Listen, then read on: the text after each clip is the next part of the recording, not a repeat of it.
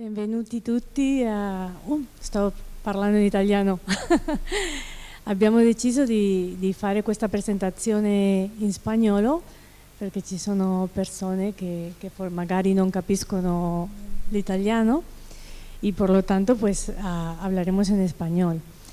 Bienvenidos a todos, a mis alumnos, a los compañeros del departamento y amigos que han venido a acompañarnos hoy en el nacimiento, en la presentación oficial de este libro, Manual Corsario. Ha sido muy intenso el año pasoliniano, lleno de eventos en los que hemos homenajeado esta gran figura con esta carga profética, ¿no?, que vemos que tiene cada vez más. Cada vez estamos encontrando mayores tesoros en lo que nos dijo Pasolini.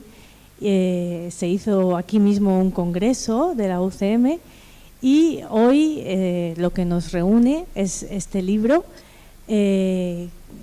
cuyo autor, podemos decir, es Alessandro Riquer, en el sentido de que él ha seleccionado los textos, ha traducido la mayor parte de ellos, aunque también hay otros colaboradores, ya veremos después. Ha estructurado el libro de una forma muy práctica porque cada década de producción de Pasolini es introducida por un texto escrito por él. También las notas al editor y las notas del traductor son suyas, con lo cual pues el gran peso, también el prólogo y el último capítulo titulado Póstumos, en el que él habla mayormente de petróleo, pues son suyos. Y en este sentido, pues Alessandro es el autor de este volumen que nace ahora. Y bueno, yo solo quiero decir dos palabras sobre Alessandro. Ha tenido una carrera de periodista, y sabemos que también Pasolini es periodista. Una carrera de 25 años que empezó nada menos que en L'Unità y que luego pues él ha colaborado con las mayores cabeceras de este país. Después abandona el periodismo y otra fase de su itinerario se convierte en gestor cultural en el Círculo de Bellas Artes, y allí es comisario de múltiples muestras. Entre ellas no podemos dejar de citar la de 2005, cuyo nombre era Palabra de Corsario, y que probablemente en su momento y quizás aún ahora es la más completa, porque contaba con documentos que Alessandro había podido obtener gracias a su contacto con Graziella Chiarcossi. Estuvo en su estudio, estuvo en su biblioteca y consiguió todos estos documentos traerlos a Madrid, nada menos. Y en los últimos tiempos, pues ya saltamos a la actualidad, ha querido regalarnos este manual. Y yo ya simplemente ceder la palabra a nuestra catedrática Elisa Martínez Garrido, no sin presentar antes también a Alfonso Zuriaga, que es cofundador de Alta Marea, la editorial que ha creído en este proyecto y lo ha llevado adelante. Con lo cual doy la palabra a Elisa. Bueno, buenos días.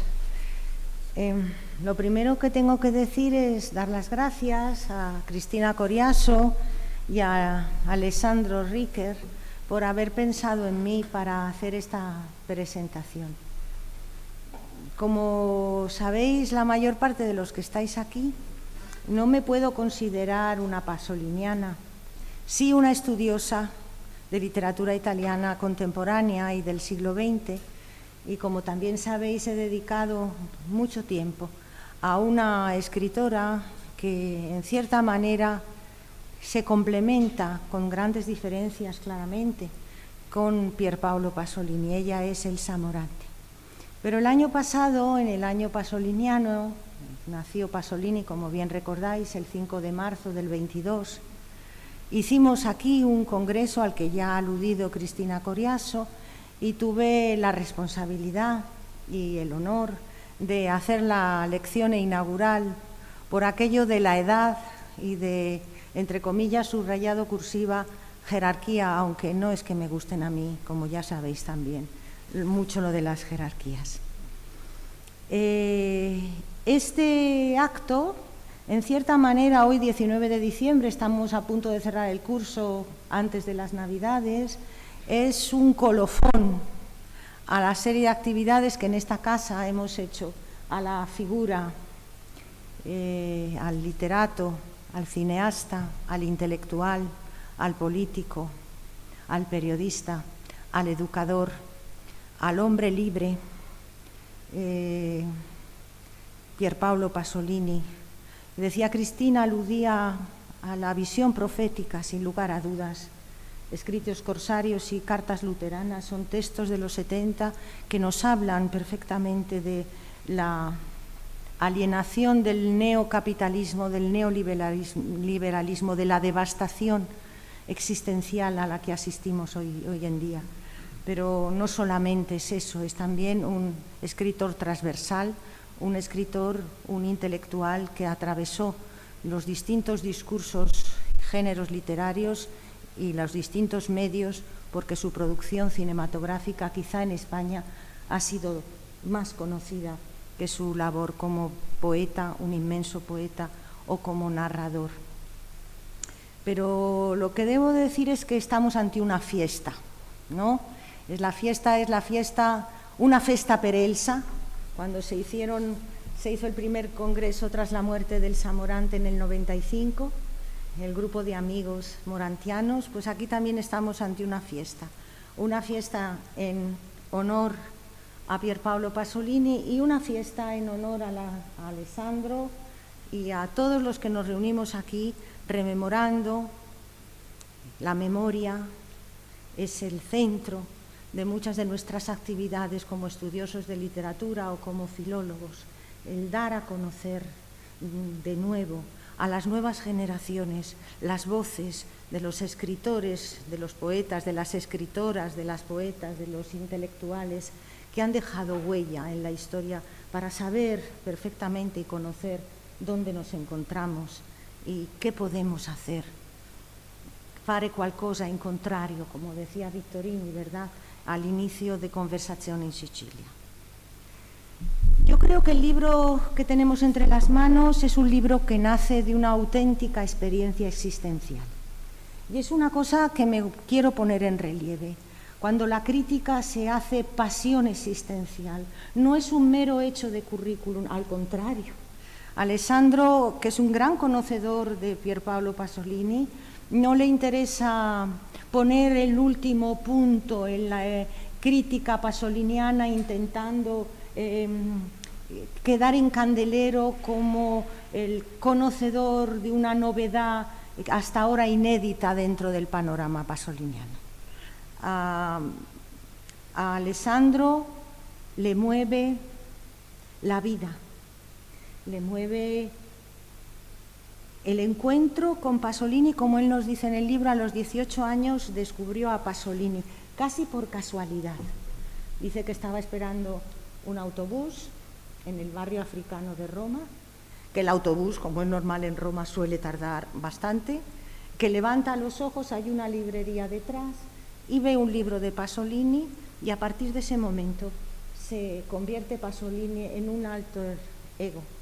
Es esa revelación que todos hemos sentido los que nos hemos dedicado y nos dedicamos al estudio de la literatura, en un alma, en un espíritu que desde el otro lado de la vida, pero también vida, nos abre una espiral de posibilidades intelectuales y humanas. Dice Alessandro que palabras como verdad, libertad, coraje, amor, podríamos añadir piedad, sinceridad, Son palabras que encendieron en su alma, si no nos gusta la palabra alma podemos decir inconsciente, en su mente, en su corazón, porque para hablar de Pasolini no podemos hablar solo, aunque era un gran intelectual de razón iluminista. Hay que pasarlo todo por el corazón y por las entrañas, como dice María Zambrano. Y son palabras que le llaman apasionadamente a buscar quién es Pierpaolo Pasolini y quién es Pierpaolo Pasolini en relación a él mismo. Por eso decía que el libro nace de una práctica de existencia. Las palabras que acabamos de citar son, pues, constelaciones que le hacen pensar en la religiosidad laica de Pasolini y en la ética del compromiso pasoliniano. Quiero resaltar la importancia de la palabra ética, máxime en momentos tan duros como los que estamos viviendo, no solamente en España, que también, sino en todo el mundo. Un compromiso ético que le lleva palabras, sintagma usado por el autor, a un síndrome de seducción. Se deja seducir en el sentido apasionado, intelectual y humano por Pierpaolo Pasolini. Y eso me ha hecho pensar en el cierre del Congreso Pasoliniano del año pasado en el Instituto Italiano, cuando la directora del instituto, ya en los últimos momentos antes del cierre, nos dijo: ¿qué os queda después del Congreso y qué nos queda de Pasolini? David de Lulio, que es profesor en París 3, creo que es París 3, habló del ethos pasoliniano y dijo que era la defensa ética y la honestidad intelectual de Pierpaolo Pasolini lo que nos queda como un legado intelectual, humano y político. Y eso está presente, por supuesto, en la voluntad de construcción y de publicación de este manual. Y Elisa Martínez Garrido dijo que a ella lo que más le había quedado era el patos, la emoción apasionada de ese escritor que nos transmite con grandes contradicciones, en la aporía claramente novecentesca, toda la lucha por vivir de una manera honrada y honesta, como se dice hoy, que es el adjetivo que ya honrado debe ser del Paleolítico, en favor de la vida, de los humildes, de los desheredados, en razón de la justicia. Podemos, por tanto, decir después de esto que el libro de Manual Corsario de Alessandro Riquer constituye una etapa fundamental en su formación existencial e intelectual. Es un libro de formación para él mismo. Él se ha hecho más hombre en el sentido de ser humano, pero hombre porque es hombre, a través de la escritura y de la publicación de este libro. Y si me permitís, quiero leer en la página 14, quien tengáis el manual, un párrafo que me parece muy interesante. Luego, por supuesto, estaba el fondo, el infinito, profundísimo fondo de Pasolini, su siempre apasionada defensa de los desheredados y su rescate, ellos siempre humildes, ellos siempre débiles, ellos siempre tímidos, ellos siempre ínfimos, ellos siempre culpables, ellos siempre súbditos, ellos siempre pequeños. Su concepto de la duplicidad del ser humano, su radical crítica de la burguesía, su valiente obstinación por desenmascarar la hipocresía, tanto en la esfera personal como en la social y política, su nostalgia y amor sin fin por lo ancestral, su religiosidad tan profunda como laica, su asombrosa capacidad de detectar los cambios sociales y antropológicos en el momento en que aparecen y de prever sus consecuencias, a menudo a partir de detalles aparentemente irrelevantes, su coraje, constante y admirable, a la hora de exponer todo lo que percibe de manera contundente, sin miedo a ser desmentido, su lucidez al argumentar y, finalmente, su infinita humanidad, su inagotable amor por la vida, su capacidad de sufrimiento, su ya proverbial, desesperada vitalidad. Esa sensación de estar leyendo a alguien que en ningún momento quiere engañarme, he vuelto a tenerla en muy pocas ocasiones. Es un momento, un encuentro epifánico, podríamos decir, entre Alessandro y Pierpaolo Pasolini. He de recalcar, como ha dicho Cristina Coriaso, que Alessandro es fuera de la academia, porque también hay vida intelectual, afortunadamente, fuera de la academia. Y a veces es más libre que dentro de la academia, muchas veces más libre. Es un gran conocedor del autor, es un conocedor riguroso que ya en 2005, como nos ha dicho Cristina, en el Círculo de Bellas Artes, lleva de cabo como responsable de una exposición biobibliográfica titulada Palabra de Corsario. Y dice en el libro, no voy a leerlo, página 15, porque tampoco querría yo centrar toda la intervención sobre mí misma, pero dice que después de la exposición Palabra de Corsario siente ya la necesidad de escribir Manual Corsario.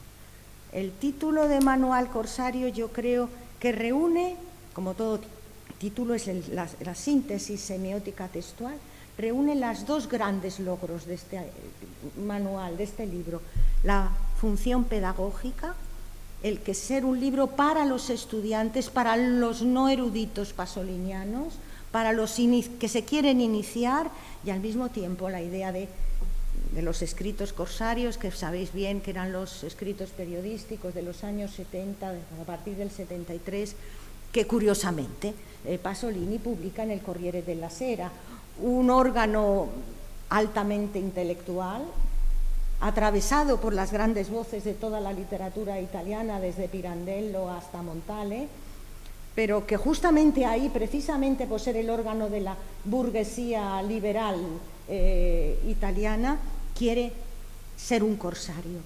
Y él une esa voluntad política periodística con la enseñanza, con el amor que Pasolini sintió desde muy joven durante la guerra en Casarsa, con su madre cuando abre una escuela para los chicos, y luego en Ciampino al lado la vocación claramente docente de Pasolini, que sigue viva en su actitud como periodista. Siempre es la formación crítica y apasionada de seres libres, más allá de los dictados del poder. Por lo tanto, Alessandro es un Virgilio para nosotros, es un Virgilio para los no pasolinistas en el sentido académico, porque nos va abriendo la puerta diacrónicamente a la obra de Pasolini, y como él muy bien dice, porque muchas personas ante los 12 volúmenes en papel cebolla de la Einaudi, cuando te enfrentas, dices, Dios mío de mi vida, esto que es, ¿cómo hinco el diente yo a una obra tan compleja? Un escritor que no era solo un archipiélago, como se tituló nuestro congreso en abril, es un planeta, es un universo lleno de constelaciones. Entonces él lo que nos abre, nos desbroza el primer paso. Y por eso la estructura del libro, que quitando la introducción, que es toda de Alessandro, todo es de Alessandro, pero inicia en los años 20, que es cuando Pasolini nace en el 22. Ahí solamente hay una introducción biográfico-existencial, y a partir de los años 40, cada década se abre con una introducción biográfico-existencial, y a partir de ese momento nos acerca una serie de poesías, de prosas argumentativas periodísticas, de relatos, algunos inéditos, traducidos por Alessandro y quien ha colaborado en la creación última de este libro, de teatro, del difícil teatro de Pasolini en la década de los 60, de entrevistas con intelectuales del momento. Nos acerca a las propias observaciones sobre las técnicas cinematográficas, en observaciones sobre las nuevas técnicas. Nos da notas sobre el juicio que hubo a Catone, como ya sabéis, después el escándalo que siempre se producía en cada una de las manifestaciones de Pasolini. Detrás de esas décadas, con la introducción biográfica y los textos seleccionados, muchos de ellos, repito, inéditos, nos encontramos con una serie de epígrafes Después, una sección, como sucede en los libros de esas magníficas colecciones italianas tan manejables para nuestros estudiantes y para nosotros mismos, que son Invito a la lectura di, que al final siempre nos aparecen las críticas de intelectuales, nos aparecen sobre Pasolini, Bernardo Bertolucci, Remo Bodei, Vincenzo Cerani y Benjamín Prado, que hablan sobre Pasolini. Por supuesto, antes están los póstumos, que se me había olvidado, donde nos aparece Parte de Petróleo, ese libro tan rico, tan complejo, tan difícil de Pierpaolo Pasolini. Para acabar con una bibliografía que es una joya. Es una joya porque nos va dando toda la bibliografía de las distintas publicaciones de Pierpaolo Pasolini, indicándonos todas y cada una de las traducciones y versiones en español, hasta las más recientes en 2022. Con lo cual, eso permite también, dada a veces la dificultad lingüística y estilística de Pasolini, acercarnos a la versión en español. Considero que dentro del panorama ibérico, no quiero decir solo español porque hay muchas traducciones al catalán, pero es verdad que Portugal ha quedado fuera, está claro lo que quiero decir, es algo muy importante, eso va a marcar un camino muy importante. Existimos, por tanto, a un crescendo pasoliniano que no nos puede dejar indiferentes, que no nos deja en ningún momento indiferentes. Pero yo he sentido que a Alessandro, por ser periodista, después de 25 años, le interesa de manera particular el Pasolini corsario, el Pasolini periodista, político, el que se deja el cuerpo en la lucha, en la guerra contra el poder, como hemos dicho en los artículos del Corriere della Sera. Y de ahí nace la primera pregunta, que si luego después nos quieres contar, ¿qué hay de Pierpaolo Pasolini en los 25 años de tu tarea como periodista? ¿En qué ha influido esa actitud de libertad, de honestidad, de análisis crítico, sociológico y antropológico con respecto al poder? Pero, como ya he creo que indicado, Manual Corsario, acabamos de ver la parte más corsaria, me ha sorprendido mucho la admiración que siente Alessandro frente a la pasión pedagógica de Pierpaolo Pasolini. De hecho, recoges varios escritos, escolares y libros de texto, Escuelas sin fetiches, de Pierpaolo Pasolini, la vocación de enseñante y la tarea de periodista, de intelectual, sin iglesia ni partido, como dice Sergio Silone, que es algo que a veces cuesta mucho, pero siempre da una gran autoridad ética, la sinceridad. Entonces, ¿qué te ha movido a ti y qué hay en este libro, en esta parte de manual de la pasión pedagógica de Pasolini? Y por último, ya estoy acabando, no me entretengo más porque quien tiene que hablar fundamentalmente, bueno, el editor, enhorabuena a esta joven casa editorial, bueno, lleva desde el 15, ¿no?, Alta Marea, 4 años y medio. Con tanta voluntad y tanto amor también por dar a conocer la cultura italiana, jóvenes llenos de pasión que están tomando el relevo a las generaciones que ya abrimos nuestra tarea, hicimos nuestra tarea, pero vosotros sois los llamados a continuar con el fuego de la inteligencia y de la crítica. Pues una de las cosas en ese universo de Pasolini, pasoliniano, que querría resaltar, que el mismo Alessandro resalta en la página 13, no es quizá cuestión de leerlo, él habla de genial amalgama formal, cómo Pasolini transversalmente usa las distintas formas y lenguajes interdiscursivos, intermediales, con algo que una característica que podríamos decir que es lo que hoy cierta crítica habla como rasgo de la escritura transmoderna. También en eso Pasolini es un hombre de una gran modernidad o transmodernidad. Y sobre esos 3 puntos, que creo que son los ejes centrales de tu libro, querría que nos ilustraras, dándote sinceramente la enhorabuena. Ha debido ser un trabajo de tiempo, de mucha dedicación, de mucha pasión, y también felicitándote por haber elegido esta joven casa editorial o editorial que está dando logros y que se mantiene viva frente al panorama de banalidad consumista que caracteriza hoy nuestro maltrecho siglo XXI. Gracias, Alessandro, y gracias.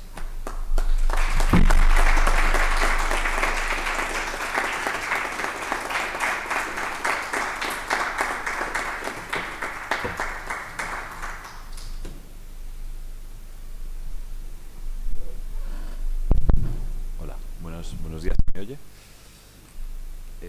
Lo primero de todo, agradecer la presencia de todos, las maravillosas palabras que acabamos de escuchar y la presencia, el trabajo, la pasión de Alessandro para hacer posible este manual. Por nuestra parte, este es uno de los libros que más ilusión nos hace en nuestra corta vida editorial, como ya habéis escuchado, centrada en la literatura italiana. Yo en 2005 no estuve en el Círculo de Bellas Artes, yo no vi en directo la exposición o el arduo proyecto de Alessandro, Palabra de Corsario. Sí que leí Palabra de Corsario, el libro que salió después de la exposición, y desde ese momento supe perfectamente que el enfoque, la forma en la que afrontaba Alessandro la obra, la vida de Pierpaolo Pasolini, tenía algo de especial porque amalgamaba 2 cosas necesarias para hablar de Pasolini, y es, por un lado, el rigor, el respeto, la admiración intelectual a las cosas que sacaba, y una pasión personal, una conexión emocional, afrontar desde el corazón una vida, una apuesta cultural pasoliniana que no tiene límites. En ese momento supimos que ahí podíamos desarrollar esta Palabra de Corsario en un proyecto como es Manual Corsario, que ha costado, Alessandro lo sabe perfectamente, mucho tiempo, bueno, hay otra persona en la sala que no quisiera dejar de mencionar, que es Miguel Ángel, que está entre bambalinas en este momento, que ha trabajado también mucho en el desarrollo de este libro. ¿Qué es lo que verdaderamente aporta este libro, en mi opinión? Este año, hablando como editor, como bien sabéis, se termina el centenario. Ha habido una cantidad de publicaciones de Pierpaolo Pasolini en el maltrecho y banalizado sistema editorial español muy elevada, y es algo que yo celebro. Sin embargo, te hace también pensar en la dinámica de efeméride en la que trabajamos. Una cosa que verdaderamente hay días que pienso que no es la forma adecuada de afrontar o de hacer cultura, y otros días pienso que es un ancla necesario, un momento de reunión, de convocatoria, para crear contenidos que abran las puertas a nuevos lectores. Bien se sabe en esta misma sede, ¿no?, o en este mismo departamento de filología italiana, que habéis tenido entre Dante, Pierpaolo Pasolini y próximamente Calvino un ritmo elevado de celebraciones y aniversarios. Yo, por hacer un pequeño resumen de lo que ha aparecido en las librerías, resumiré rápidamente. Lo primero, nuestra actividad. También nos introducimos en una vorágine incontrolada de publicaciones de libros en nuestra joven y, sin embargo, irrequieta casa editorial.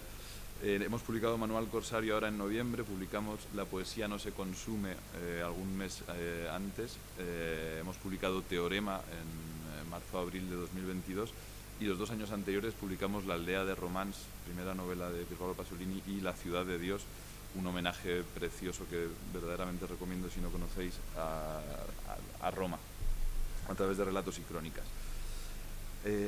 Han salido este año la reedición de Escritos Corsarios de Galaxia Gutenberg, la de Chavales del Arroyo en Nórdica, se ha publicado La Insomne Felicidad, una antología poética en traducción de Martín López Vega, así como La Religión de mi tiempo en Nórdica.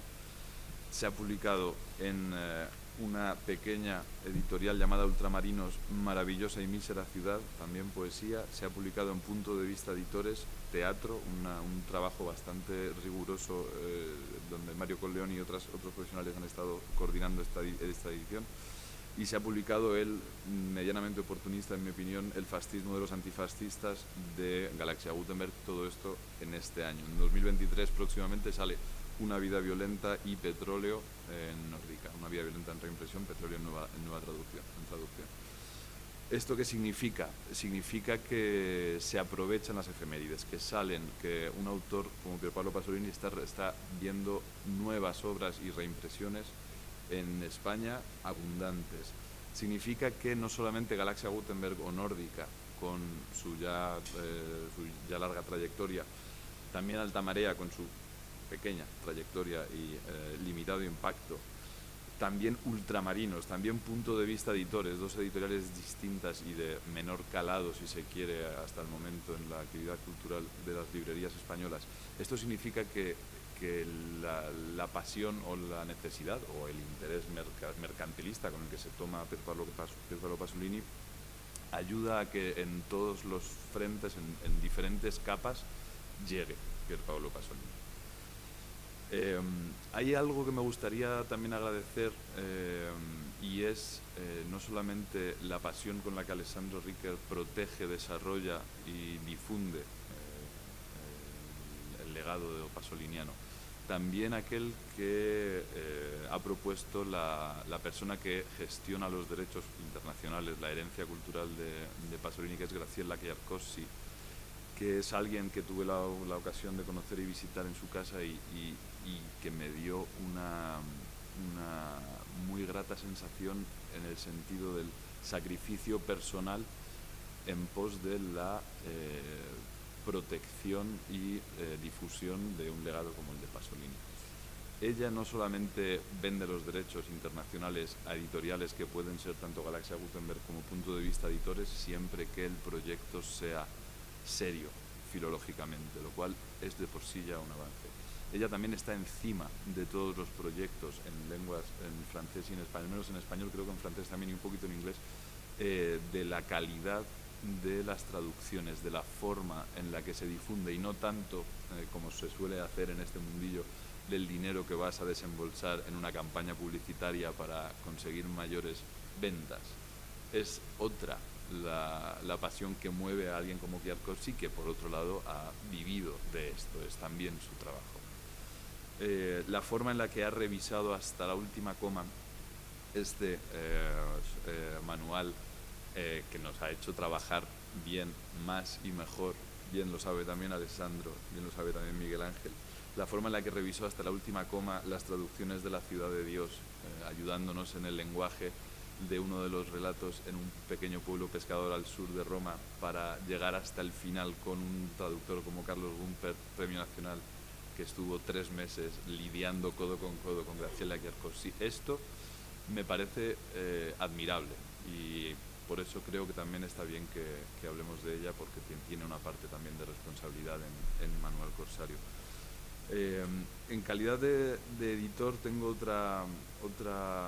otro proyecto donde traté con otro ángel custodio de una obra, que en este caso la de Fernando Fernán Gómez. Se trata de Elena de Llanos. Trabajamos también en la edición de un diario de Cinecittà de Fernando Fernán Gómez en Roma, un libro maravilloso, donde otra persona, Elena de Llanos, está más joven, con menos años de trabajo de gestión de todo el fondo cultural de Fernando Fernán Gómez, con la misma pasión protegió y cuidó hasta el último detalle todo lo que, o ha cuidado o está cuidando hasta el último detalle todo lo que escribió Fernando Fernán Gómez.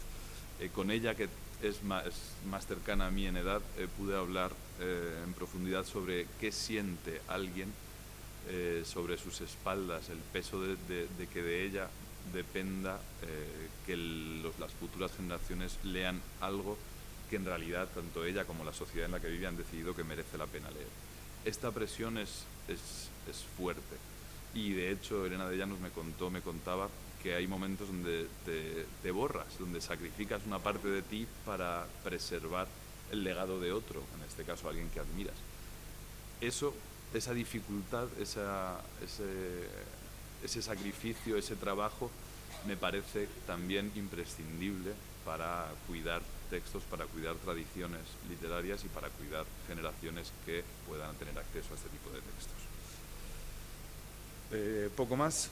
No he dicho prácticamente nada sobre Manual, porque quiero que seas tú, Alessandro, quien lo hables, pero no quiero cerrar sin reiterar mi agradecimiento, tu entera disponibilidad en todo el proceso editorial. Una cosa que no es fácil, es fácil que un editor en público hable bien de un autor, no es tan fácil que después de decirlo vuelva a repetir, para aseguraros de que la relación con autores como Alessandro Riquer son no un placer sino lo siguiente, verdaderamente alguien disponible que quiere trabajar, quiere hacer las cosas bien y no pone pegas ni trabas.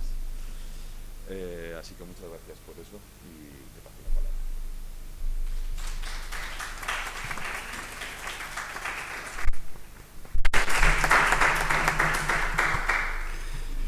Bueno, yo después de tantas caricias verbales estoy a punto de salir corriendo a esconderme en algún sitio. Estoy emocionadísimo. Muchísimas gracias a los que estáis aquí hoy. Muchísimas gracias a Elisa Martínez Garrido, cuyas palabras me han tocado mucho porque dan cuenta de su increíble capacidad de detectar el alma de las cosas, tanto si lee un libro como si analiza a quien lo escribió, con lo cual es un placer inmenso que haya aceptado esta invitación que yo recibo como un regalo. Pues Alfonso, qué decirte, ahora luego nos besamos. Pues solo puedo decir que con Alta Marea ha sido todo extremadamente sencillo, porque nos reunimos, nos reunimos por otro proyecto. Durante la reunión les propuse este proyecto y desde ese momento hemos estado trabajando con las dificultades ligadas a las traducciones o a puntualizaciones de Graziella Chiarcosi, a quien también desde aquí envío un gran abrazo y un agradecido además. Y no ha habido ningún problema en ningún momento. Muchísimas gracias a Miguel Ángel, que aunque parezca un cámara profesional, es también un editor y un validísimo corrector que me ha dado mucho trabajo y que le agradezco. Y a Cristina Coriaso, por supuesto, por haber organizado esta presentación y por estar presente también entre los muchos traductores que hay en Manual Corsario, porque me gustaría nombrarlos a todos. Hay traducciones en este libro de Eduardo Caro, de Cristina Coriaso, de Carlos Gumpert, de Giovanni Mion, que tendría que haber estado, pero algo debe haber pasado y no ha podido venir, de Magdalena Olmedo, mías también, y de Andrés Soria Olmedo. Con lo cual es un trabajo colectivo, quiero decir, Elisa decía que yo soy el autor, yo no me siento autor de esto, me siento un feliz vehiculador, un feliz editor yo mismo, en realidad, en el fondo, más que autor. Sí he tenido que escribir muchas cosas para aclarar las de Pasolini, los trozos que se proponen de cosas, de obras de Pasolini, pero nada más. Lo siento mío, sí, por supuesto, lo siento mío, porque el proyecto era muy ambicioso, lo ha sido desde el principio y en algún momento llegué a pensar que a lo mejor no llegaría a ver la luz. ¿En qué consiste? Consiste en, efectivamente, verse delante de una obra completa de un autor que en 53 años de vida escribió algo más de 20.000 páginas, subdivididas en todos los estilos literarios habidos y por haber, y no solo respetando cada uno de esos estilos, sino trabajando constantemente en una especie de invasión de un estilo a otro como constante, como si nunca fuera suficiente un solo estilo para expresar lo que cada vez quería expresar. Entonces, a mí me pasó eso cuando contaba Elisa lo del autobús. Efectivamente, yo me di la vuelta, vi una librería esperando el autobús. En primer plano estaba Poesía in forma di rosa, un libro de poemas de 1964, y yo me quedé bastante sorprendido de que ese señor, que a mí, que tenía 18 años en ese momento, camino de los 19, solo había conocido como un director de cine, que por otra parte no conocía bien, sabía que era un director de cine, y me sorprendió ver que escribiera también poemas. Compré el libro y a partir de ese momento se abrió de una forma, como ven, totalmente anárquica, carente de método, de cualquier método, un mundo. Entonces, a lo mejor este es el momento de contestar a la pregunta de Elisa sobre qué ha supuesto para mí Pasolini como periodista. Bueno, yo me dediqué al periodismo creyendo bastante equivocadamente que un periodista debía y podía contar la verdad, digámoslo así, las verdades, es decir, transmitir a los lectores de un periódico, de una revista, una historia que fuera verdadera. Bien, hombre, no es imposible lograrlo a veces, pero a lo largo de mi carrera me he dado cuenta de que no es tan sencillo como parece, independientemente de lo bien que uno escriba, independientemente porque detrás de una noticia y detrás del cuento de esa noticia se mueven intereses y opiniones, prejuicios de los que el lector no sabe nada generalmente. ¿Por qué digo esto? Porque yo todo eso no lo sabía, en realidad no tenía ni siquiera muy claro que fuese a ser periodista, aunque la idea me rondaba la cabeza ya ese día. El caso es que la Poesía in forma di rosa, el libro que descubrí en esa pequeña librería y que compré y que empecé a leer en esa parada de autobús, se abre con un poema llamado Balada de las Madres, que Pasolini, ya muy crítico y enormemente capaz de ver la verdad y de contarla, en este caso en forma de poesía, en otros casos en cualquier forma que use es para disparar verdades como puños durante toda su vida.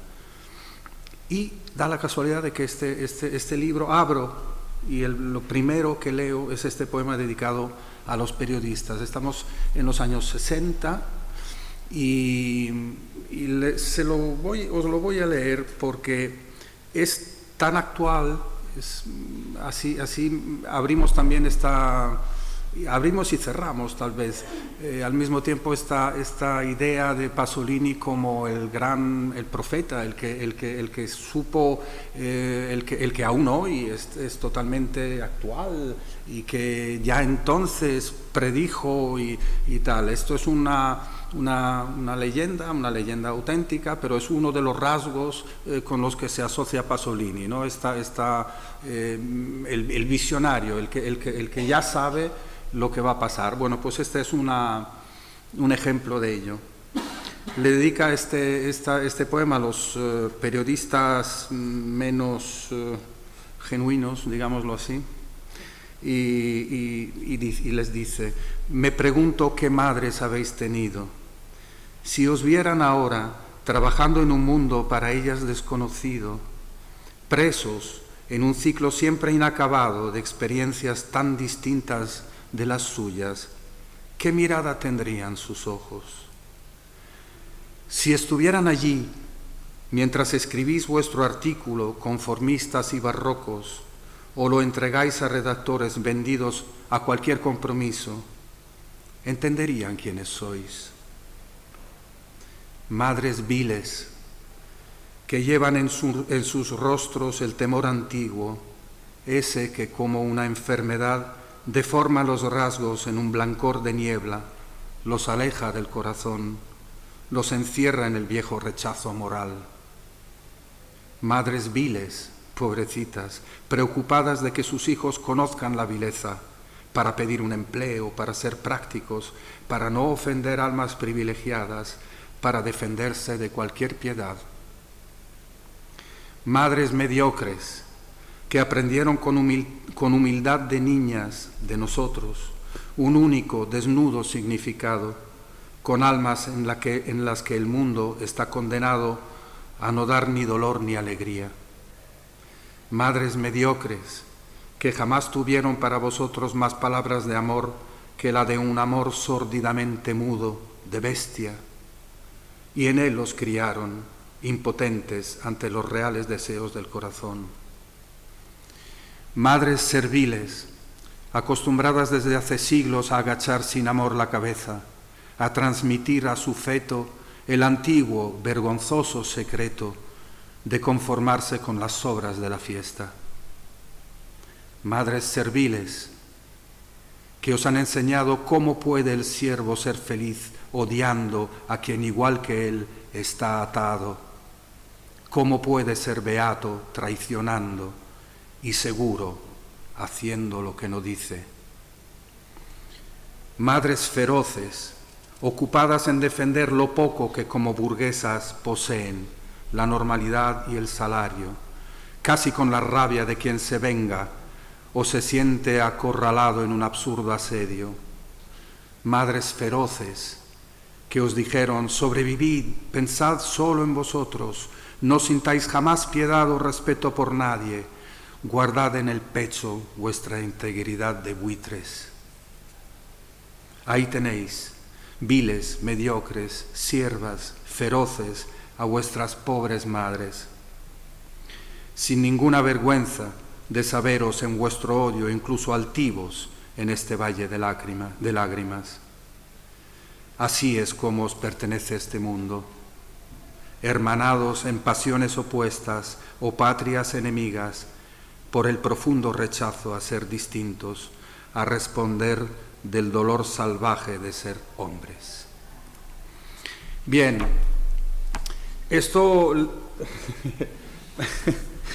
este puño, yo lo he llevado, me lo dio antes, unos años antes de dedicarme al periodismo, y lo he llevado puesto en la cara, dándomelo yo mismo, pues durante toda mi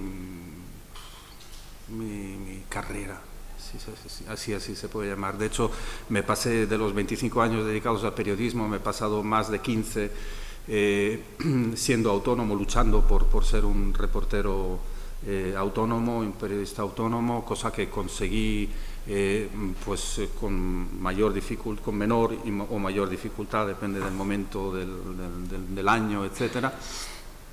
para luego con hijos pequeños y recién separado tener que rendirme a la necesidad de un sueldo fijo y por lo tanto a prostituirme, entre comillas, porque, o sí, no, sin comillas, pero con asco de mí mismo, durante varios años en un gran grupo editorial.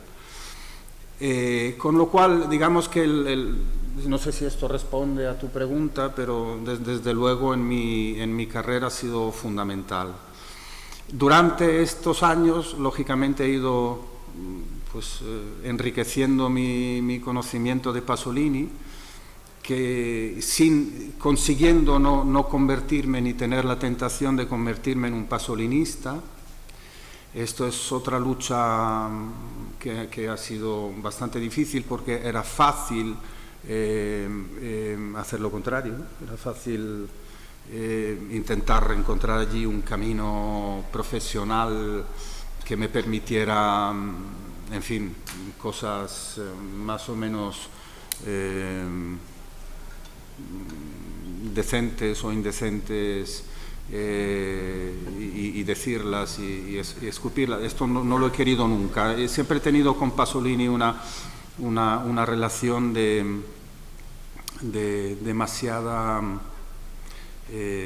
demasiado aprecio por su propia obra y por su propio ejemplo, como para convertirme en eso. Sin embargo, lógicamente, pues cada vez que he podido hacer algo para difundirle, pues lo he hecho, y así ha sido con la exposición de 2005 y con este manual.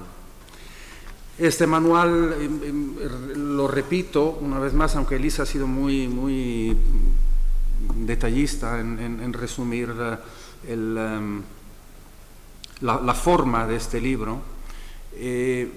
Estoy orgulloso porque creo que ante tamaña obra completa, y cosa que me pasó a mí, porque empecé a leer cosas y no acababa nunca de encontrar cosas nuevas de Pasolini, y no se acababa nunca este Pasolini.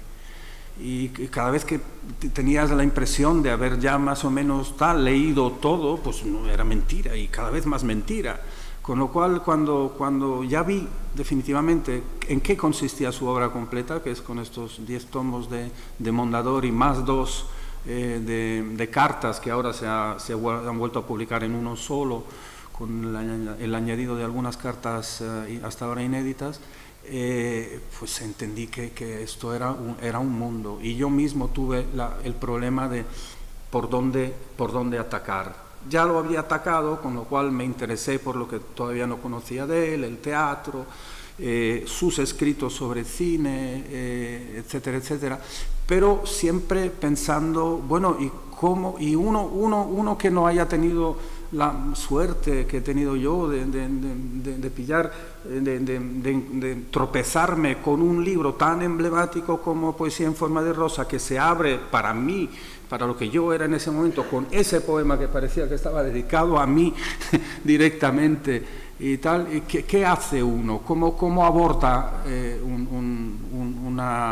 una mole de trabajo de este tipo, y a veces tan complejo y tan profundo? Y desde entonces,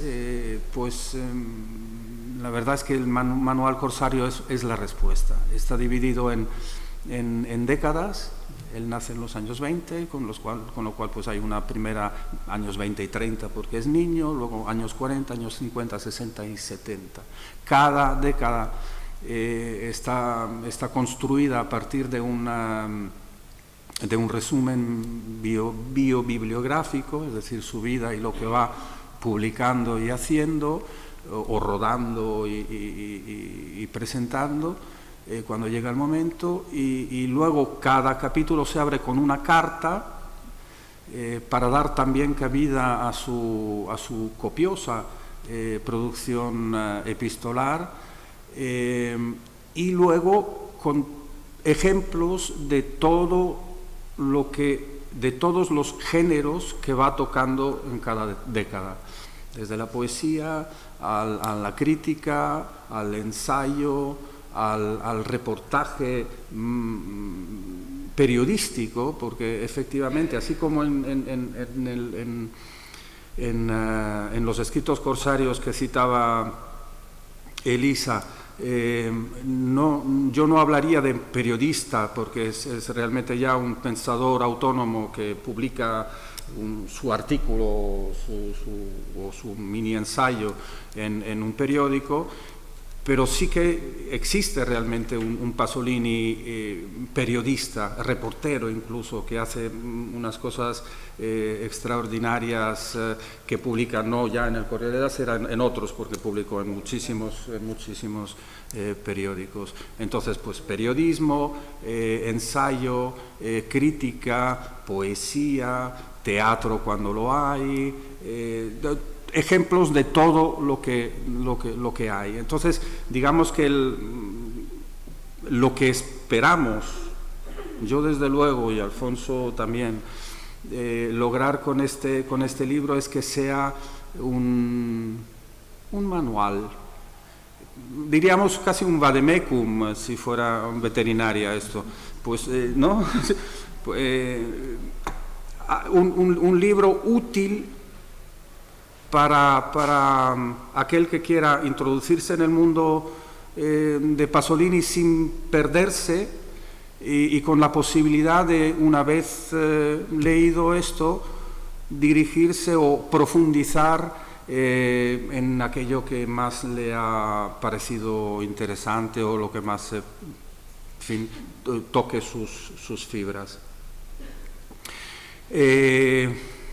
Por lo demás, claro, ¿de quién estamos hablando? Pues eso, de un hombre que murió a los 53 años, asesinado brutalmente, un libre pensador que vivió y murió, pues casi seguramente por defender esa libertad intelectual. Probablemente uno de los intelectuales, bueno, yo soy un pasoliniano en el sentido de que si tuviera que salvar a alguien, solo a uno y tal, salvaría a este, pero no es el único al que yo admiro, por supuesto. He admirado y admiro a muchísimos escritores. Y un visionario. Esta lucha, este lugar que logró recortarse, luchando contra todos y teniendo una piel de cocodrilo, quiero decir, una piel tan dura que nada pudo hacerle cambiar de rumbo, ni siquiera los 33 juicios a los que fue sometido durante su vida. Cada libro que sacaba recibía denuncia por cuestiones morales, por vilipendio a la patria o a la religión de Estado, en fin, algo había siempre, por historias homosexuales. Han intentado hacerle el vacío alrededor durante toda su vida, y la resistencia de este hombre ha sido extraordinaria, realmente extraordinaria. Eso sin contar la masa de obra que en tan pocos años logró juntar.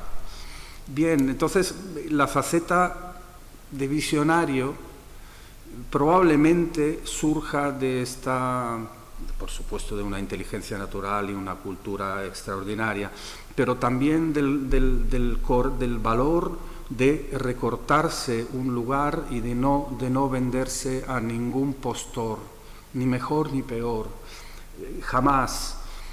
Una equidistancia, lograr un lugar desde el que la única posibilidad de relacionarse con el mundo es la honestidad intelectual, y esto es probablemente su mayor acto de coraje como hombre dentro de la sociedad civil. Y eso es una posición desde la cual le ha resultado fácil, es una palabra demasiado fácil, le ha resultado más sencillo, digamos, verlo todo más claro.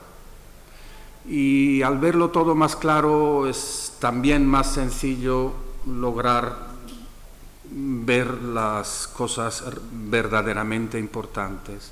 Por eso, de ahí un poco creo que nace el Pasolini visionario, el Pasolini que nos cuenta el futuro. Nos cuenta el futuro mejor que Benjamin, nos cuenta el futuro mejor que muchísimos otros, porque se dedica todo el tiempo no solo a observar y luego a buscar maneras, lenguajes para transmitirlo. Cosa que otros no hacen. Normalmente cualquier intelectual, cualquier escritor elige 1, 2 lenguajes y en esos lenguajes pues va irradiando su conocimiento y su idea del mundo. Pasolini no, Pasolini necesita constantemente todos los lenguajes posibles porque sabe que hacen falta todos para llegar a todos. Y de hecho, en un momento determinado, ya no le basta ninguno de los lenguajes literarios que domina como maestro ya, y coge una cámara y empieza a hacerlo con cámara, y empieza a hacer películas como por su búsqueda de un lenguaje nuevo que reúna todos los lenguajes limitados o que le parecen ya limitados a esas alturas. Y entonces, ¿qué sucede? Sucede que él ve cosas que nadie en su momento ve. Les acabo de leer un poema que es de una actualidad sorprendente, Balada de las Madres, quiero decir, lo podría estar escribiendo ahora cualquier poeta de ahora, de 25 o 30 años, pensando en el escándalo lógico escándalo que por fin ha estallado alrededor de la manipulación de la prensa del pensamiento civil. Es decir, la forma que tiene la prensa de dirigirnos y nuestra inconsapevolezza de que eso está pasando constantemente es importantísimo. Es muy triste que después de 60 y pico años de que lo dijera Pasolini por primera vez, esto siga siendo así, con lo cual es un poco desesperanzador, ¿se puede decir eso? Porque... ¿Sí? Muy desesperanzador. Sí. Pero no deja de... En fin, agranda, si es posible, la cosa de esto, de las previsiones, y que más que previsiones son diagnósticos. Pasolini es prácticamente científico dentro de la gran humanidad que le envuelve y le embarga. En realidad su mirada es científica y no hay pretensión ideológica previa. Hay una ideología suya, pero su propia ideología le lleva a ser prácticamente un científico. Y entonces sucede que yo para coger algo he hecho como así, como si Pasolini fuera una gran pecera llena de galletitas chinas de la suerte y yo pescara, pues he pescado cosas así, como las que os voy a leer, de todo tipo de cosas. Es una Macedonia, una pequeña Macedonia.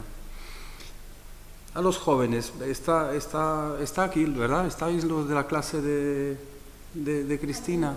Sí, de Historia de Italia. Pues con los jóvenes Pasolini ha tenido una relación siempre extraordinaria. Por su voluntad pedagógica, por su forma de hacer las cosas y por su capacidad dialéctica de estar constantemente relacionándose con los jóvenes. Pues en el año 69, cuando acaba de ser el famoso 68 en París y que rebota a Italia, donde las movidas y los movimientos y tal son en el año siguiente, él enseguida entiende que eso que parece una gran revolución y que todos están viendo o queriendo ver como una gran revolución, en realidad no lo es. Hoy sabemos que no lo es. Es decir, la única diferencia luego al final a partir del 68 es que ahora todo el mundo se puede acostar con quien quiera, ya no hace falta casarse, la mujer ya puede llevar pantalones sin que pero si lo pensamos un momento, son auténticas futilidades, o sea, si de revolución se hablara. Y él lo entiende. Y entonces a los jóvenes manifestantes, estudiantes de la universidad, de aquel entonces, que además se meten en líos con la policía, y Pasolini en un artículo muy polémico toma, siendo él un comunista, siendo él un revolucionario, toma la defensa de la policía. Porque dice que la policía en realidad son los hijos de los pobres, los hijos del pueblo, son los policías en ese caso. Y que los estudiantes en realidad son hijos de la burguesía. Con lo cual, ¿qué revolución es esa? Y entonces les dice a los jóvenes manifestantes, les basta con desprenderse de la cultura y optan por la acción y el utilitarismo, resignándose a la situación en la que el sistema se esfuerza por integrarlos. Ojo, está viendo cómo todo lo que está pasando en realidad no solo no es novedoso, sino que parece inventado o propiciado por un sistema. Interesantísimo. Esta es la raíz del problema. Los jóvenes utilizan armas contra el neocapitalismo que en realidad llevan la marca del neocapitalismo y por lo tanto son condenados a reforzar su dominio. Creen que están rompiendo el círculo y en cambio solo lo están reforzando. Bien, esto que los que ya no somos niños en esta sala, de una forma más o menos alegre o más o menos enfadada, sabemos que es verdad. Los que estáis estudiando ahora, deberíais tratar de recordarlo y de grabároslo a fuego en la mente, es decir, vuestra capacidad crítica, vuestro esfuerzo hacia una crítica y autocrítica, es decir, ¿qué sois vosotros? ¿En qué estáis? ¿Realmente sois y tenéis las libertades que creéis superficialmente que tenéis o no? Yo lo digo porque yo me di cuenta un poco tarde. Yo he sido siempre un poco batallero y bastante tal, pero aún así, si alguna pena tengo es de haberme dado cuenta demasiado tarde de estar metido en un juego donde incluso mi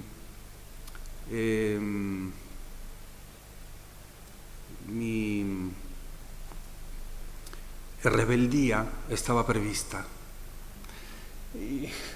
y con lo cual pues espero que en el futuro esto pueda cambiar, aunque la esperanza, como decía Pasolini, es algo que no hay que tener nunca. La esperanza es algo que han inventado los partidos para tener buenos a sus militantes. Hay que ser muy fuertes para amar la soledad, dice Pasolini. El éxito no es nada. Le preguntan, ¿qué es el éxito para usted? El éxito es la otra cara de la persecución. Además, el éxito siempre es algo feo para un hombre. Sobre la televisión y la mujer. En la televisión la mujer es considerada a todos los efectos un ser inferior. Esto fijaros en lo actual que es, porque no ha cambiado prácticamente nada y es tan cierto como lo era ya entonces cuando solo él lo veía. Se le delegan tareas de mínima importancia, como informar sobre los programas del día, y se ve obligada a hacerlo de manera monstruosa, es decir, con femineidad. El resultado es una especie de puta que le lanza al público sonrisas de avergonzada complicidad y le hace ojitos, o es usada de forma accesoria como azafata. Bueno, esto salvando las distancias de que ahora hay señoras que llevan programas y que son presentadoras de programas teóricamente tal, como podréis notar, son igual de azafatas que estas. No hay duda, se puede ver en los resultados, de que la televisión es autoritaria y represiva como ningún otro medio de comunicación en el mundo lo ha sido jamás. Esto también es de enorme actualidad. Hay una gran polémica y se está discutiendo sobre esto estos días y estos meses muchísimo. Comparados con ella, el periódico fascista y las pintadas de eslóganes mussolinianos en los caseríos dan risa, penosamente, igual que un arado comparado con un tractor. El fascismo, quiero repetirlo, fue básicamente incapaz de arañar siquiera el alma del pueblo italiano. Este nuevo fascismo, a través de los nuevos medios de comunicación e información, especialmente la televisión, no solo la ha arañado, sino que la ha lacerado, la ha violado, la ha afeado para siempre. El nuevo fascismo del que habla es, por supuesto, el neocapitalismo consumista que él ve nacer y desde su propio nacimiento reconoce inmediatamente pues, el espantoso destino que nos espera como súbditos de él y de lo de seres humanos que se convierten, que van a convertirse inexorablemente en clientes y en productos en súbditos del consumismo. Sobre la libertad sexual, dice, hoy para la mayoría la libertad sexual es en realidad solo una convención, una obligación, un deber social, una ansiedad social, una característica indispensable de la calidad de vida del consumidor. Esto es interesantísimo. Yo en esta especie de cosa un poco abstracta que estoy haciendo, lo único que estoy intentando lanzaros alguna galleta de estas que yo mismo he sacado. Es muy interesante para mí ver cómo Pasolini distingue constantemente, es como una especie de frontera entre los derechos conquistados realmente desde abajo, por así decir, y los derechos regalados desde arriba. Él desconfía constantemente, o sea, ya por principio, de todo aquello que venga desde arriba. Y la libertad sexual es algo que orquestado, que surge y es como una especie de regalo del sistema, del poder, también para crear nuevos consumidores. Hoy en día lo es este fenómeno de la ¿cómo se llama? De la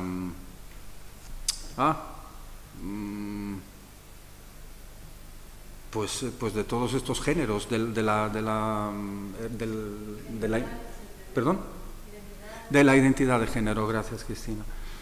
Es exactamente lo mismo 60 años después, el sexo ya se ha convertido en lo que vivimos y hace falta un nuevo tipo de consumidor.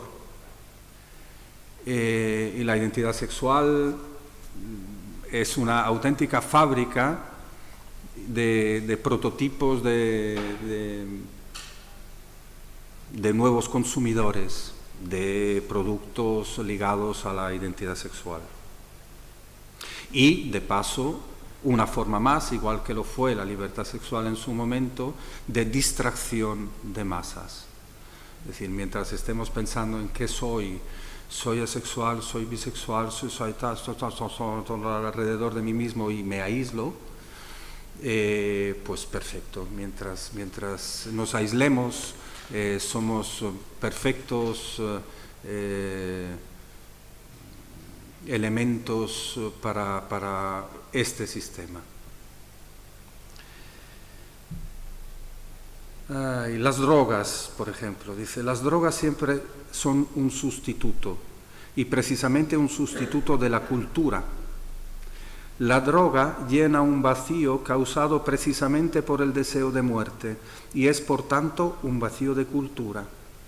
Amar la cultura requiere una fuerte vitalidad, porque la cultura, en el sentido específico, o más bien de clase, es una posesión.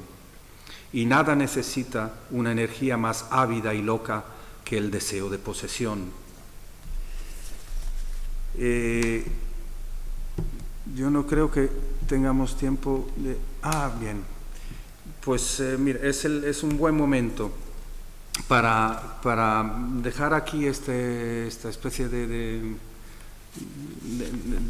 propinas de genialidades pasolinianas y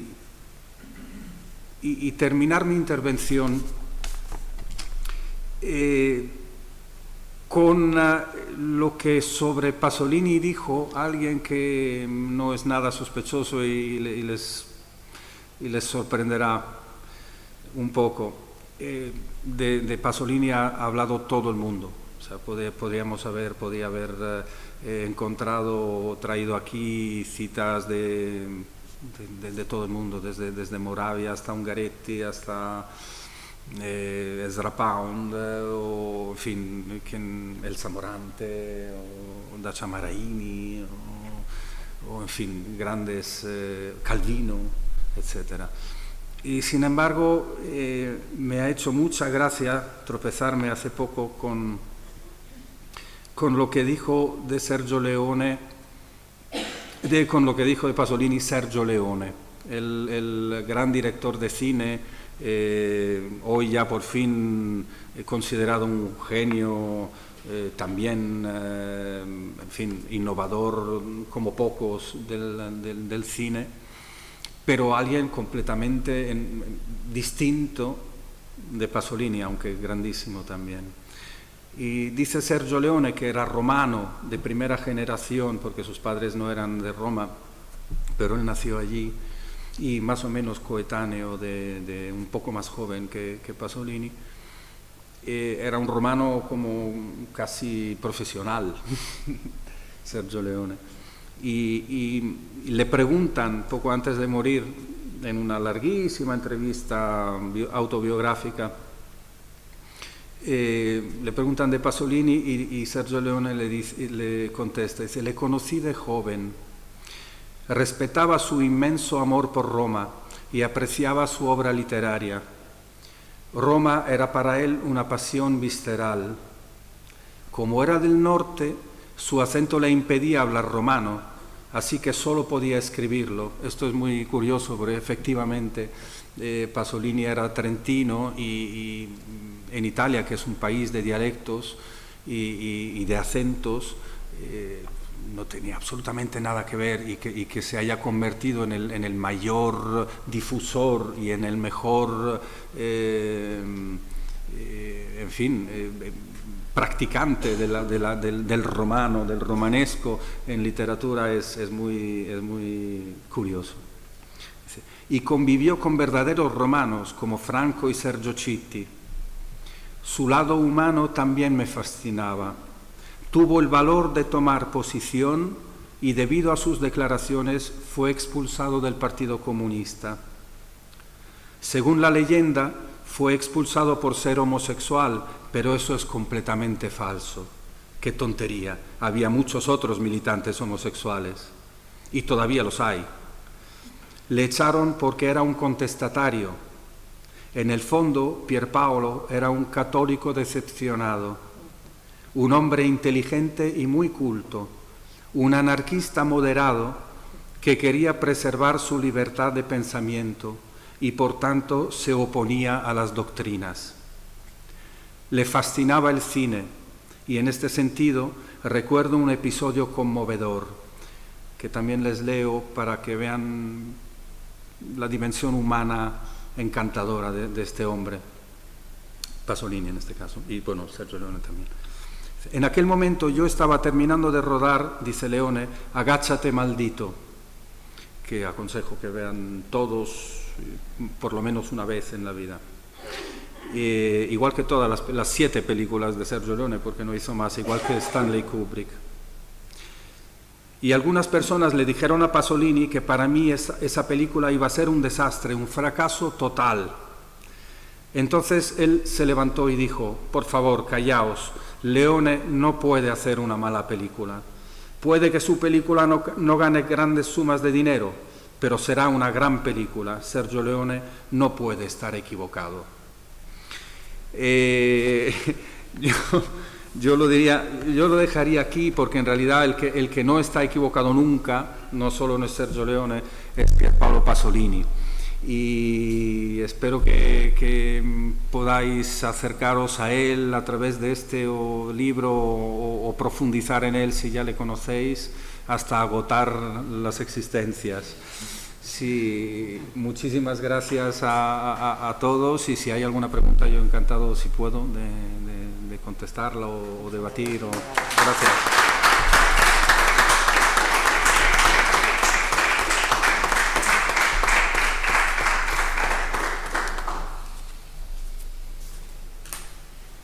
Yo tendría una pregunta, la hago muy breve, quizás un poquito tarde. En primer lugar, felicitaros a todos y no se ha dicho, pero claro, en esta parte estamos viendo unas imágenes maravillosas, preciosísimas, a un tamaño que no es habitual, porque quizá en internet algunos ya lo han visto, pero desde esos primeros planos realmente ha sido extraordinario y un gran lujo. Incluso luego un mejor candidato de Diana los dos. Magnífico. No, realmente estoy muy de acuerdo y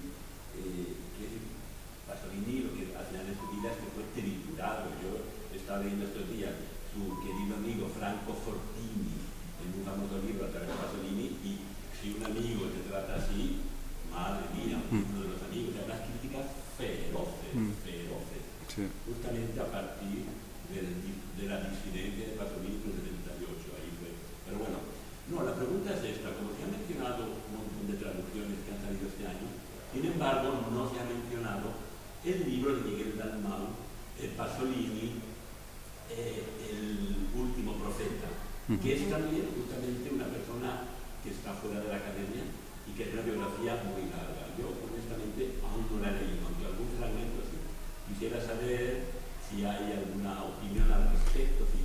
Y una última cosa, Pasolini ha eclipsado un poco otro centenario en el que se ha hablado mucho menos, que es el de Bianchardi, ¿no?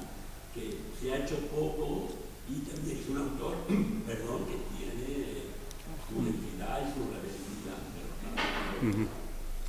Pues yo en cuanto a la biografía no puedo decir nada porque no la he leído, pero sí que el personaje del Dalmau le conozco, le aprecio y entiendo que una biografía de Pasolini es tan apetitoso intentar hacerla como complicado hacerla, porque ya para la parte cronobiológica, como se quiera llamar, de este manual, ha sido complicadísimo asegurar que las cosas, que todo lo que decíamos era más o menos sacrosanto, y porque lo que aparece, por lo menos hasta ahora, en las obras completas y tal, no siempre se corresponde a la verdad. Otras veces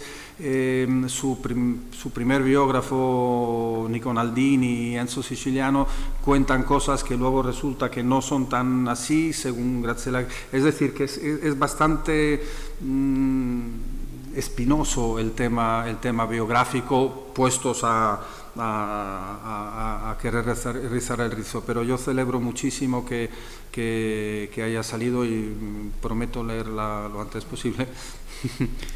Una cosilla pequeña, y es que yo creo que hay un capítulito de Pasolini en Barcelona que quizá debe ser lo más interesante, y cuando después del centenario el propio Dalmau publicó un larguísimo artículo en La Vanguardia que debe ser ese mismo capítulo, y que sí que es una aportación del único viaje, que creo que es del 64 o del 66, que hizo Pasolini, y hay una reconstrucción realmente muy interesante con interlocutores barceloneses, que es algo.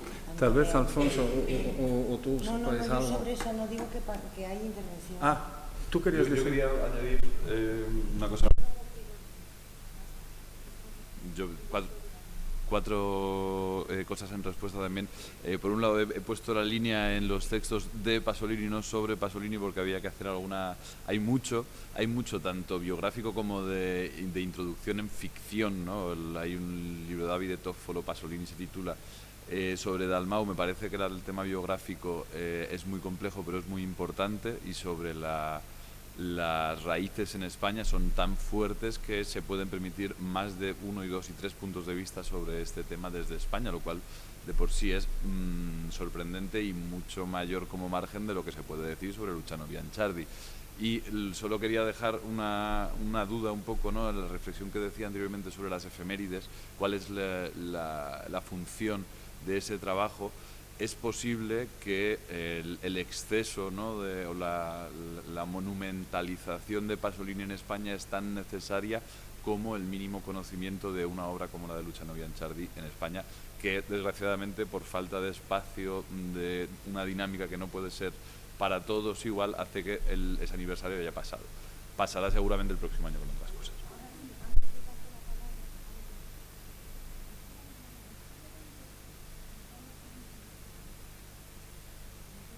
Se nos ha pasado este año, el 22, el centenario de Beppe Fenoglio, que es otro grandísimo autor.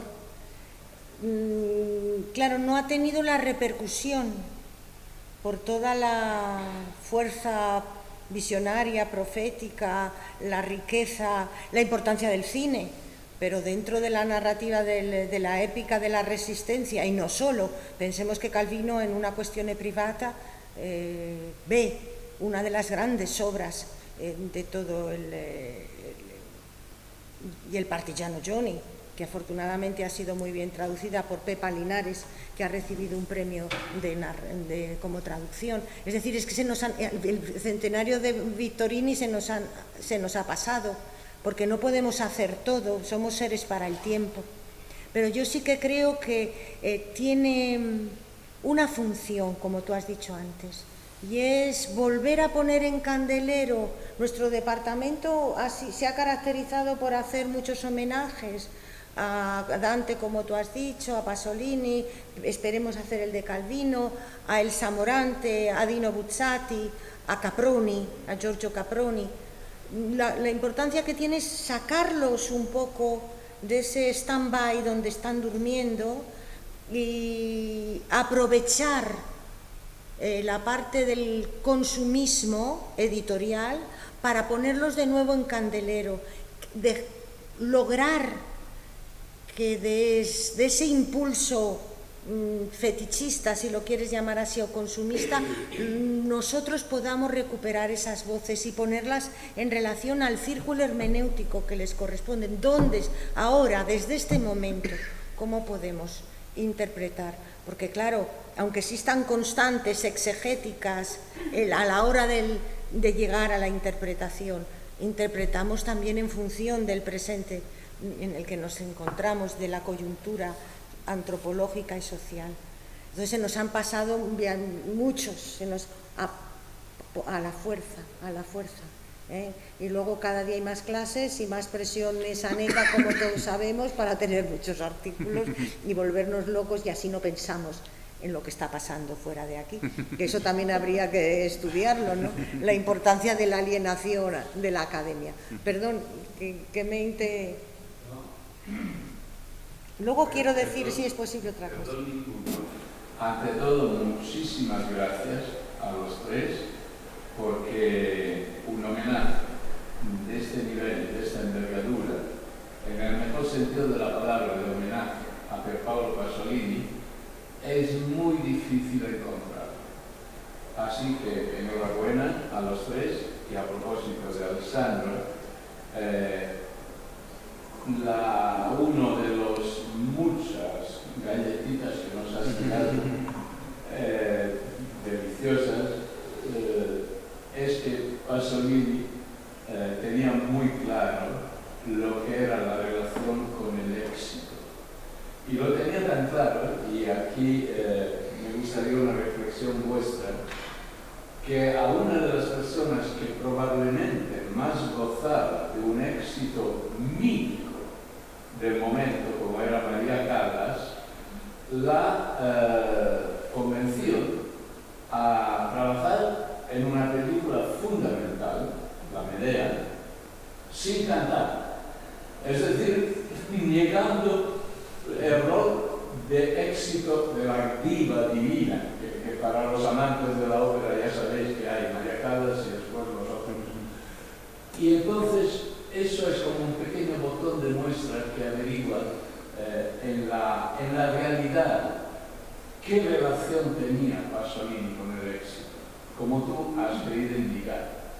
Y eso me ha hecho pensar también en otra cosa, que no sé si puede ser un argumento de una manera de reflexiones, que en realidad este ecumenismo profundamente cristiano, de englobar en la historia humana a los que son marginales a la historia, i Cellerini, los antidisturbios, la Catone, que es un pordiosero francamente despreciable, sin embargo es un personaje evangélico.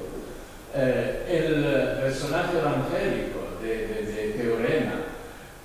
Y he aprovechado para echar un vistazo a un poema que está aquí, Alejandro, que es Negociaciones con Franco, que refleja un viaje, evidentemente hecho al inicio de los años 60, que es la España que pocos hemos conocido aquí presentes, yo sí, por cuestión evidentemente de edad, que también es un privilegio, porque nos hace doctores en experiencia.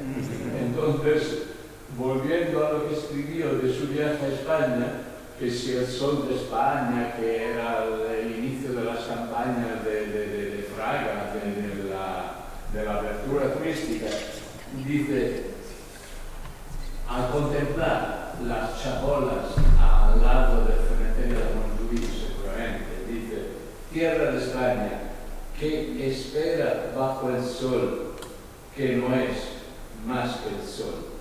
Un viaje de 1000 horas para encontrar un cementerio y un montón de barracas. Hay que venir a España para ver el silencio de un hombre, que es solo un hombre, que es, el título es Negociaciones con Franco. Esta visión precisamente anti-éxito, que aplica la Callas, la aplica también a Franco. Un hombre, que es soltanto un hombre, solamente un hombre. Aquí está el cementerio y las chabolas. Esta es la España de este momento. A mí esta capacidad de ser iconoclasta contra cualquier tipo de micromitología que deriva normalmente del periodismo, me parece muy estimulante. No sé vuestra opinión. Gracias. Pues sí, tienes razón. Y bueno, su relación con el éxito, siempre he leído aquí una pequeña cosa que dice, pero lo dice constantemente. Cada vez que le preguntan por el éxito, él lo aleja de sí, como si fuera... Y en la televisión, él, que era muy generoso al conceder entrevistas, sobre todo por hacer un favor a los entrevistadores, realmente, que luego vendían esa entrevista y tal. Decía que no le gustaba nada ni ser entrevistado, y menos aún en televisión, porque ya había entendido perfectamente, y lo decía, que el mero hecho de estar aquí en la televisión, para aquellos que nos ven en sus casas a través de una televisión, es una relación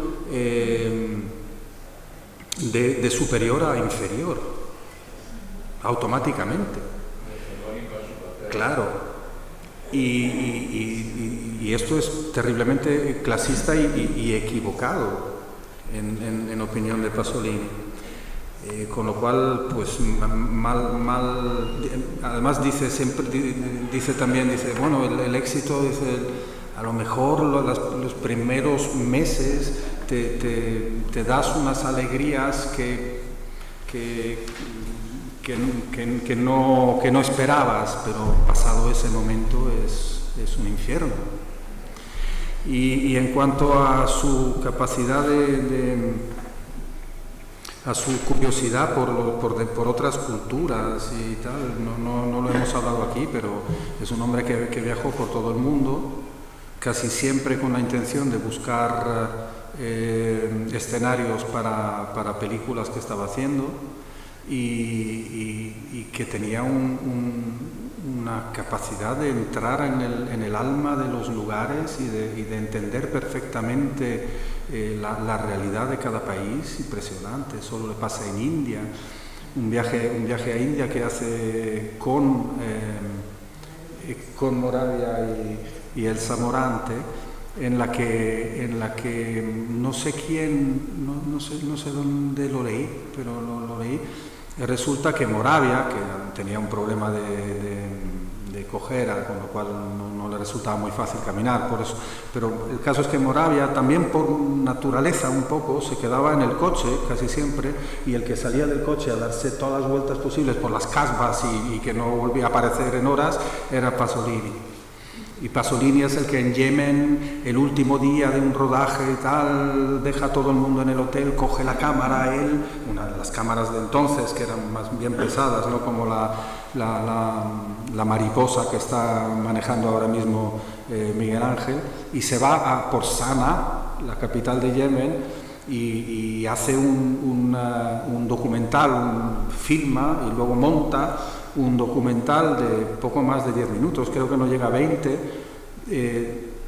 impresionante, y que es gracias al cual Sanaa, la capital de Yemen, se convierte en patrimonio de la UNESCO a través de ese documental. Y hace lo mismo en África y hace lo mismo en Marruecos. No sé, no todos nacemos con las mismas suertes, eso está claro. Y Pasolini era alguien que tenía unas capacidades no comunes a todo el mundo. Sí, sí. Y con Callas igual, le pasa con Callas igual que le pasa con Accattone. Franco Citti lo coge, lo contrata en un arroyo prácticamente, en una periferia romana de esas que él frecuentaba, etcétera. De ahí han surgido varios actores, como el propio Franco Citti, Ninetto Davoli, su gran amor también en la vida, mientras duró, porque luego Ninetto se casó, y lo mismo, y los trata igual a Franco Citti que a Orson Welles, con el que consigue contratar para hacer una parte interesantísima, hermosísima, en un mediometraje que hace. Esta es otra, hace mediometrajes, cortometrajes, largometrajes, y lo trata exactamente igual que a Franco Citti. igual que a su propia madre, igual que Graziella Chiarcossi, su heredera, su prima y heredera, que llegó a su casa desde el norte donde vivía, cuando Pasolini ya vivía en Roma y necesitaba un asistente o algo que cuidara un poco de él y de su madre anciana, llegó Graziella Chiarcossi y se convirtió en asistente de Pasolini. Y gracias a eso adquirió un conocimiento tal y sale en varias películas de Pasolini. Tanto la madre del Cristo del Evangelio según Mateo es la madre de Pasolini, es Susanna Colussi. Y a su lado está, no recuerdo muy bien qué papel ahora mismo, pero de una adorante, Graziella Chiarcossi, que aparece en más películas. Quiero decir que igual que usa las palabras para mezclarlas a su antojo cuando la necesidad lo requiere, exactamente lo mismo hace con los actores, con las caras. Necesita una cara, pues si la tiene mi madre, ¿por qué no ella? El Cristo lo estuvo buscando durante meses. Claro, para conocer a los padres del Cristo que había conocido en Roma. Cuando ya desespera porque no encuentra la cara que él busca para que represente a Jesucristo, justamente el Zamorante, creo que es, o el Zamorante, no, el Zamorante todavía, le llama para decirle o es Dacio Marini, no me acuerdo, una de las dos mujeres de Moravia, le llaman para decir que hay un joven español que está aquí, que está es antifranquista y que está intentando reunir algo de dinero para los antifranquistas en Cataluña y tal, y entonces se lo lleva a su casa, y cuando Pasolini ve a este chico que venía, ya veis por qué venía, este es mi Cristo. Y así fue como Enrique Irazoki se convirtió en el Cristo más famoso de la historia del cine mundial, porque esa película es seguramente la película más importante sobre la figura de Cristo que haya sido rodada jamás, entre otras cosas porque todo el texto de la película es puramente texto del Evangelio, no hay ni una coma añadida. Sí, perdona, yo estoy... Sí, pura, dime. Solo quería decir una cosa, estoy teniendo la suerte de poder ir en septiembre a Matera. Oh. Entonces me acordé de ti por ley y me acordé de vosotros porque había revisto la película Cristo Supernato Eboli de Mavera, ¿no? Pero me escandalizó porque todos los... Impresionante. Pero es que todas las guías de turismo que consulté, todo lo que miraba en internet, la que me compré, y citaban a Mel Gibson. Ya. Pero no ha pasado. Así que hace falta sacarlo. Sí. A Mel Gibson, yo no he visto como la película de Mel Gibson. O sea, ahora mismo se estaba diciendo, es más extraordinaria película. Sí. Bueno, muchas gracias porque es emocionante hablar de Pasolini siempre, y en esta ocasión de verdad lo que yo saco es un cuadro lo más completo de todos los aspectos de Pasolini, y yo quería solamente recordar uno más, o sea, porque sí, ha entrado en la presentación, pero a lo mejor no tan claramente. Cuando decía Alessandro que iba viajando mucho y que despreciaba la televisión, que entraba en la casa de los subalternos y que de forma así como presumida, ¿no?, intentaba educarlo. Y cuando hablamos también de la pasión pedagógica de Pasolini, esto todo es porque iba a la gente Pasolini para encontrar la gente de cualquier lugar por la intención también de recuperar la inocencia. Esta inocencia originaria que es anticonsumista, anticapitalista, digamos, cultura superficial, ¿no? Y que recupera mucho Pasolini en toda la obra que hace, ¿no? Yo creo que para nosotros, yo, bueno, soy 55 años, pero cuando yo estudiaba en la universidad, para nosotros Pasolini, no lo sé si es que no tenemos derecho a tener una esperanza, ¿no? A mí Pasolini me agradaba porque era lo que escribía de forma muy clara, ¿no? Yo sé quién ha puesto la bomba, yo sé quién son los terroristas, yo sé las compromisiones que hay entre mafia y gobierno, yo sé quién son los terroristas que a lo mejor están sentados en el Parlamento, es que no tengo la prueba. Pero a mí esto me impactó tanto que de verdad he disfrutado mucho de esta presentación. Muchas gracias. Y espero ver este libro que debe ser muy interesante. Muchas gracias. Yo quiero solo decir una cosa, si puedo, ¿nos da tiempo o no? Sí. Justo después o creo que incluso en el mismo poema, Refréscame las ideas, Pasolini hace críticas continuas al PC. Lo pone en el brete, pero Pasolini no es un anti-institucional porque se da cuenta al final que la única posibilidad de frenar al nuevo fascismo, y en mi trabajo que saldrá en las actas, es hacer, y en varias ocasiones lo hace para Fiestas de la Unidad, es devolver los Ipichí a Giovanni, que los jóvenes vuelvan a tener un gran compromiso ético-político y que pueblen las instituciones para darle nueva vida, que pueda ser capaz de frenar toda esa cultura consumista, alienante, que como tú has dicho, has tocado un punto, yo en gran parte estoy de acuerdo contigo. Todos fuimos hijos de la revolución sexual. Ya muchas mujeres feministas en los a la Firestone y muchas hablaban, cuidado con la revolución sexual, que es una revolución sexual para los hombres y para el servicio de los hombres. Cuando tú has dicho lo de lo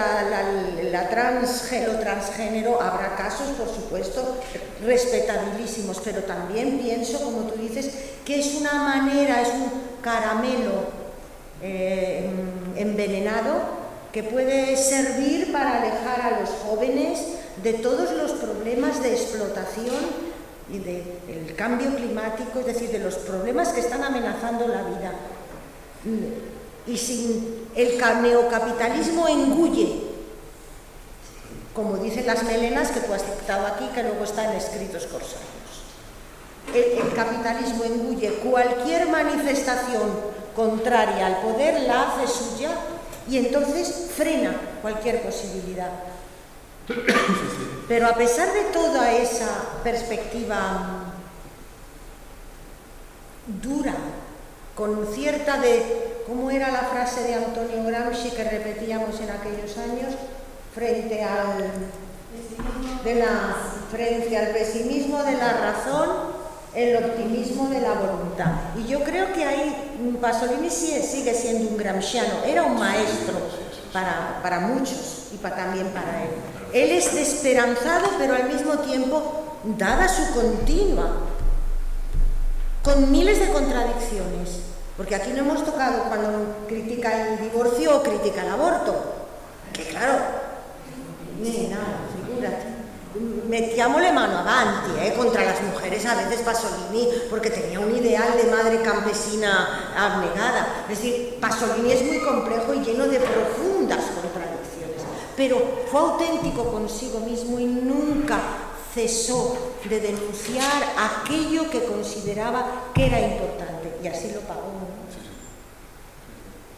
Pero yo creo que hay varios, lo publicaremos en el libro, varios pasajes en los que, entre ellos el Pichia y Giovanni, piensa que puede haber un fortalecimiento, a pesar de los pesares, de ese Partido Comunista, que ve que puede ser una vía para poder transformar la realidad frente a la democracia cristiana en Italia. Sí.